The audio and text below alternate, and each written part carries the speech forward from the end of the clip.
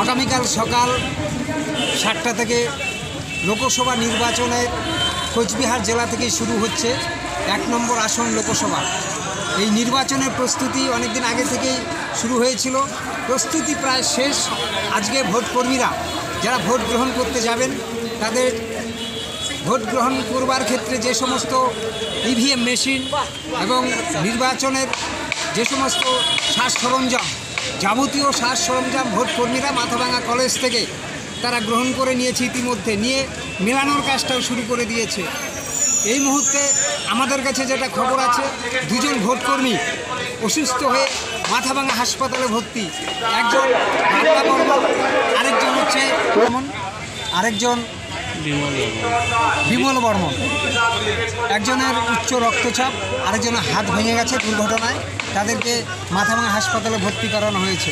আমরা আরেকটা যেটা লক্ষ্য করলাম, কোচবিহারের একজন ব্যাংক কর্মী, তাকে ভোটকর্মী হিসাবে তিনি ট্রেনিংও নিয়েছেন, তিনি অসুস্থ হয়ে আছেন শ্বাসকষ্টজনিত কারণে। আমরা দেখতে পেরেছি উনিও এই মাথাভাঙা কলেজের এই জায়গাতে উনি বসে আছেন, শুয়ে আছেন, সঙ্গে তার স্ত্রী এসেছেন। ওই ভদ্রলোকের নাম, ভোটকর্মীর নাম পরিতোষ চন্দ্র রায়, তার সঙ্গে ওনার স্ত্রী আছেন। ওনার ভোট গ্রহণ করবার জন্য ওনাকে ট্রেনিং নেওয়ার কথা বলা হয়েছে, ট্রেনিংও নিয়েছেন। উনি ক্যান্সেল করবার জন্য আবেদন করেছে, এখনও পর্যন্ত ক্যান্সেল হয়নি, অপেক্ষায় আছেন। এই মুহূর্তে আমরা মাথাভাঙা কলেজের সামনে দাঁড়িয়ে আছি। আমরা লক্ষ্য করছি বিভিন্ন ভোটকর্মীরা তাদের মালপত্র যেমন নিয়েছেন, তারা কেউ কেউ রওনা হয়ে গেছেন ভোট কেন্দ্রের দিকে। আমরা যে সূত্রের খবর, আমরা যেটা খবর পেয়েছি, মাথাভাঙা এবং শীতলকুচি কেন্দ্রে 584 ভোট কেন্দ্র আছে। সেখানে মাথাভাঙাতে 270 এবং শীতলকুচিতে 301। সেখানে 571টি ভোট গ্রহণ কেন্দ্র আছে, আর ভোট কর্মীর সংখ্যা হচ্ছে 584। ভোটার শীতলকুচিতে 275, 2,75,313। শীতলকুচিতে ভোটার সংখ্যা 2,75,313 এবং মাথাভাঙা কেন্দ্রে আছে 2,41,285। এই ভোটাররা যেমন ভোট দেবেন এবং ভোট কর্মীরা তারা ভোট গ্রহণ করবেন। যেটা গত 2 দিন আগে মাথাভাঙা কলেজের এই ভোট কর্মীরা একটা বিক্ষোভ দেখিয়েছিলেন, 2 দিন অবরোধও করেছিলেন। তাদের দাবি ছিল কেন্দ্রীয় নিরাপত্তা তাদের প্রয়োজন আছে। এই দাবিতে তারা অনড় দীর্ঘক্ষণ এখানে অবরোধ করেছিলেন। জলপাইগুড়ির অবজারভার নির্বাচন কমিশনের দিলীপ কুমার টপ্প আইএস, তিনিও সেখানে আটকে পড়েছিলেন, তার গাড়ি ঘিরে বিক্ষোভও দেখিয়েছিলেন। কিন্তু আজকে আমরা যেটা মাথাভাঙা কলেজে দেখতে পারলাম, যারা আন্দোলন করেছিলেন তারা কিন্তু আজকে মাথাভাঙা কলেজে তারা এই যে এখান থেকে ব্যালট বক্স, ইভিএম, যা যা সামগ্রী দরকার ভোট নেওয়ার ক্ষেত্রে, তারা কিন্তু সেখান থেকে গ্রহণও করেছেন।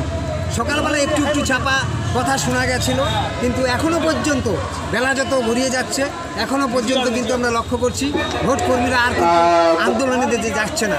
আমরা খবর পেলাম, সূত্রের খবর, যে এখানে ভোট কেন্দ্রে বিভিন্ন ভোট কেন্দ্রে প্রায় 60% আধা সামরিক বাহিনী, তারা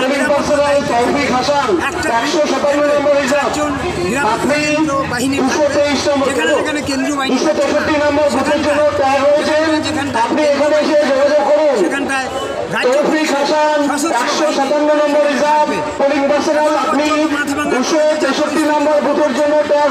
আগে আজ করতে পেরেছিলাম, হয়তো বা বিশাল বিক্ষোভের করতে পারে। যত বেলা গড়িয়ে যাচ্ছে, পশ্চিম দিকে যখন সূর্য আস্তে আস্তে নেমে যাচ্ছে, দেখছি ভোট কর্মীদের যারা আন্দোলন করেছিল তারা কিন্তু আজকে আর সেই আন্দোলনের পথে যাচ্ছে না।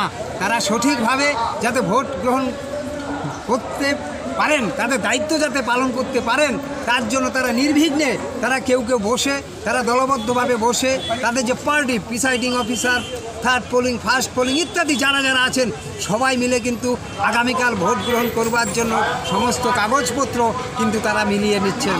দেখা যাক আগামীকাল ভোরবেলা অর্থাৎ সকালের পর থেকে বিভিন্ন বুথ কেন্দ্রে তারা কিভাবে ভোট হচ্ছে, ভোট কর্মীরা যারা আন্দোলন করেছিল তারা কিভাবে ভোট গ্রহণের দায়িত্ব পালন করছে এবং নিরাপত্তা ব্যবস্থা কত আটো সাটো না ঢিলে ঢালা গোটা বিষয়টা সকাল হলেই রাত হলেই আমরা মাথাভাঙা কলেজে শান্তিপূর্ণ আপনাকে police party number 273 police station number 5 কোচবিহারের এটিএম কোচবিহারের ATM Ramakrishna station number 131 131 track করা হয়েছে police personnel presiding officer mister Prosenjit বিশ্বাস আপনি একটু এনকোয়ারি কাউন্টারের সামনে আসুন। সব মিলিয়ে এবং পুলিশের আধিকারিক অ্যাডিশনাল এসপি ইন্দ্রজিৎ সরকার সহ বিভিন্ন পুলিশ বাহিনী যেমন আছেন, বিভিন্ন আধিকারিকরা আছেন। দেখা যাক আগামীকাল সকালবেলায় 7টা থেকে ভোট গ্রহণ চলবে সন্ধ্যা 6টা পর্যন্ত। যদি কোনো ঘটনা ঘটে নিশ্চয়ই আমরা সংবাদ মাধ্যম যারা আছি তারা তো খবর রাখার চেষ্টা করব। আগামীকালকের যেমন ভোটকর্মী এবং ভোটার এবং আমরা সবাই তাকিয়ে আছি, দেখা যাক কী হয়। মাথাভাঙা থেকে খবরিয়া।